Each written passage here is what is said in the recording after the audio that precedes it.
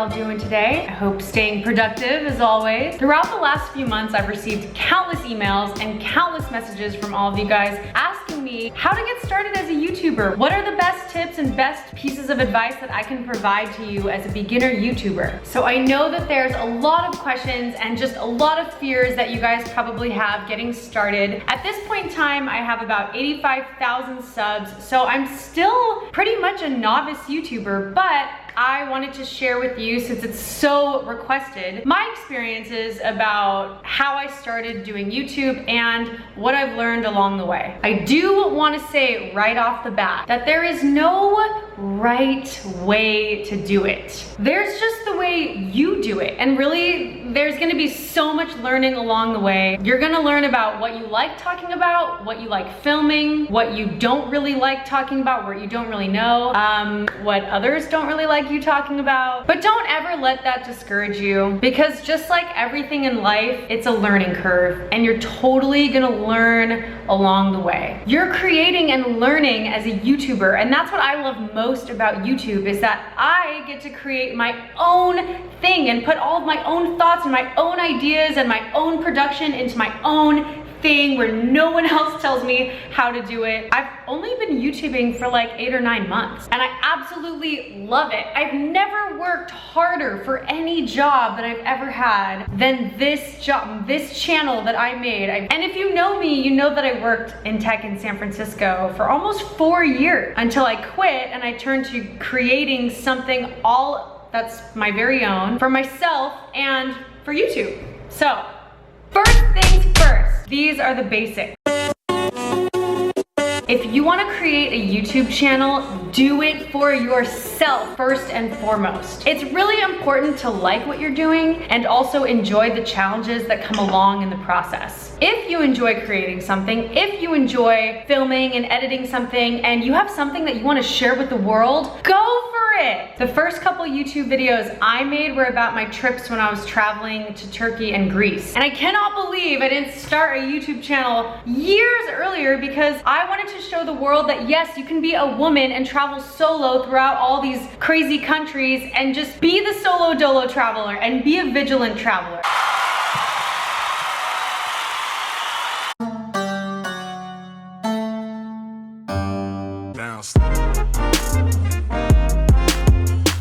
I mean, I've been all over the world and I just started making videos about it 6 months ago. So just get started, just go, just do it already. My passion is to travel as much as I can. I mean, I know everyone wants to travel, but I love traveling so much. I want to learn as much about every single culture on this planet as I possibly can. And I wanted to share that with my friends and my family and, you know, the rest of the world, and help inspire people and let people know that they can be, well, let mostly women know that they can be solo travelers. With starting the YouTube channel, it takes a lot of courage to film and edit and watch yourself, and there's gonna be so many freaking cringy moments where you're just like, oh, like, did I really just say that? Or why does my voice sound weird? I don't know what it is about hearing your own recorded voice, but for some reason, we just all hate it. We all hate hearing our voices, and you just get used to it. Like, you just end up getting used to it. I mean, you're gonna have those moments where you're watching yourself and you're like, oh, I'm so annoying. I mean, I still have those moments all the time editing. I'm like, oh, you're so, like, why did you say that? Whatever.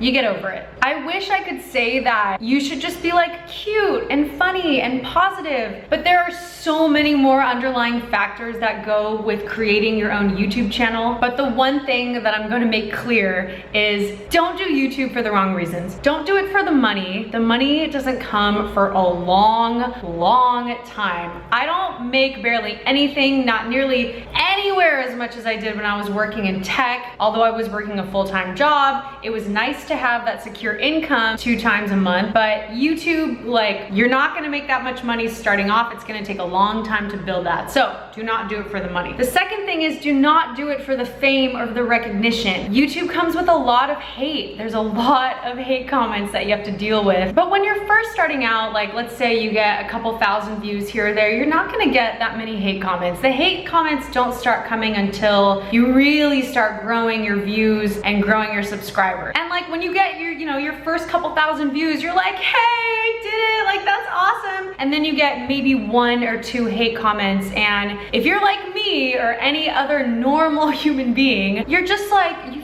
fixate on it. You're like, why would this person comment and like tell me that I'm fake? Like, what did I do in the video to act fake at all? I'm a very straight up, blunt person. I am myself on my YouTube videos. And you know, you might like lose sleep at night just thinking about it over and over and over. You're like, why would that person be so mean and say that? And like, you know what? In this life, here's the thing you're always gonna have to remember.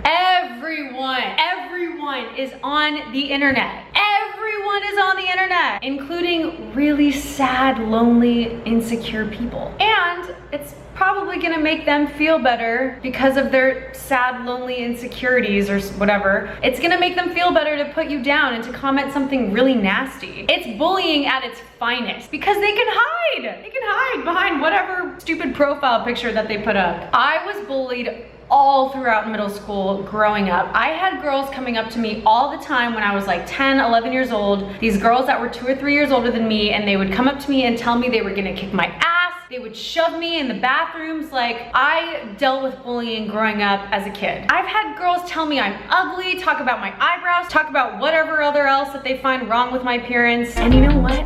Tim, you can go brush your shoulders off. Who cares? Whatever. It doesn't matter. I'm telling you, like, I feel like I'm a pretty logical, rational person. And when I read hate comments, sometimes I'm just like, oh my God, like, I'm not like that. Am I really like that? And even like, there's the rational Haley that's like, Haley, you're not like that. And then there's the freaking out Haley where it's like, I'm not really like that, you know? And no matter what, like, yeah, you'll probably think about it here or there. You'll think about it over and over again, but just like, whatever, man. Decaf. My favorite hate comments so far have been people having an issue with me not wearing a bra. Like, get over it. Decaf.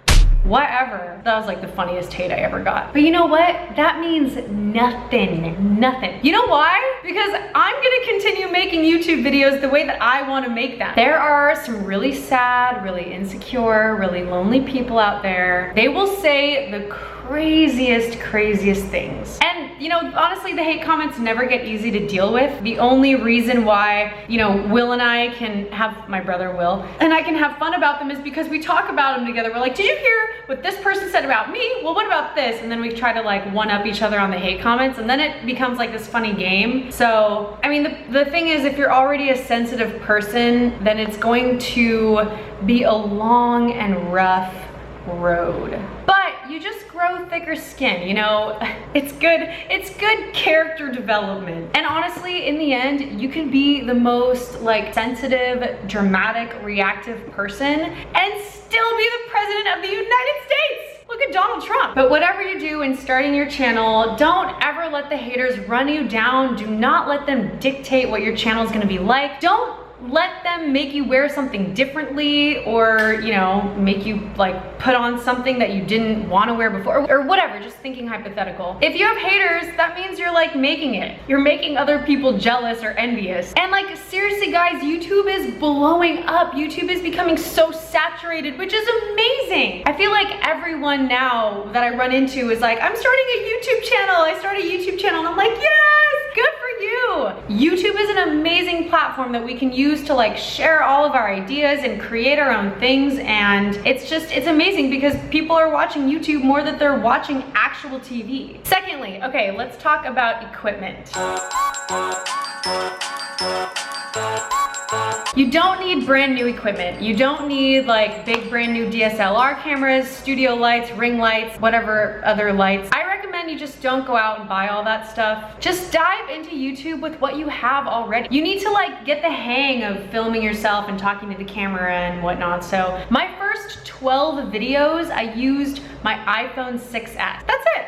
just my iPhone success. And I would hold it out, you know, like this. And there were many times where I like cut half of my head off and, you know, I would watch it and say, you know, whatever. I'm just gonna edit it, bring it into the video and plug it in anyway, like whatever. Once you really start getting into the groove of your YouTube channel and you get used to, you know, filming and figuring everything out, then you can really start to think about what your next upgrade is gonna be. But you don't need to spend $1,000 on new stuff. Like honestly, it might be really overwhelming if you have all this new equipment and you're like, okay, I don't even know how to use it. So I recommend just like starting small and starting with what you have, like your phone. And honestly, like most phones these days have amazing videos and amazing cameras anyway. After making 12 videos on my iPhone, I then decided that I wanted to upgrade, and I did a lot of research just basically on YouTube and then asking other people that, you know cameras and no film, what they think I should get as a vlogging camera. And I'll talk about that on my next video when I talk about all of my technology stuff,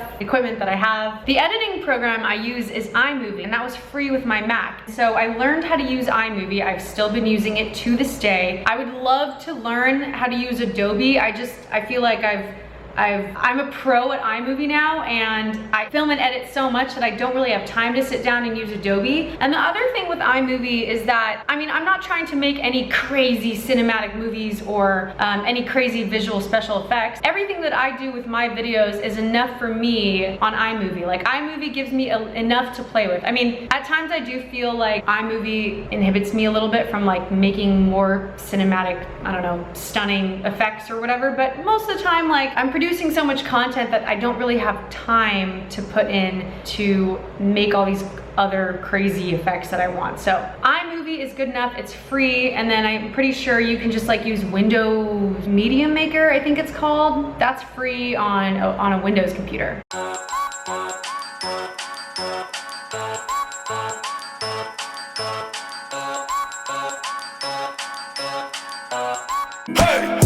Drop top, smoking, no cooking the hot pot. Fucking on your bitch, yeah, that. Cooking up dope in the crock pot. We came from nothing to something, nigga. I don't try nobody, grip the trigger.